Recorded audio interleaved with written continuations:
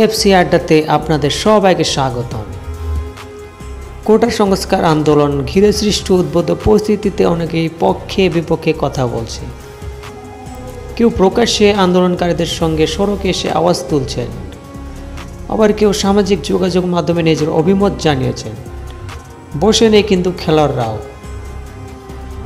চলমান আন্দোলন ঘিরে একটি ভিডিও বার্তা দিয়েছেন বাংলাদেশ জাতীয় ফুটবল দলের অধিনায়ক জামাল ভুঁইয়া।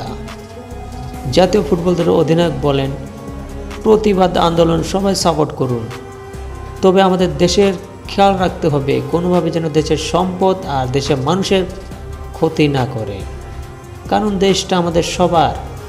সবে আমরা শিক্ষার্থীদের পক্ষে আছি সব সময়। সবাইকে অনুরোধ করব সচেতন থাকার জন্য, যেন কোনোভাবে কারো জান মালের ক্ষতি না হয়। আল্লাহ হাফেজ। ভিডিওটি ভালো লাগলে একটি লাইক দিয়ে দেবেন এবং চ্যানেলটিকে সাবস্ক্রাইব করে দেবেন।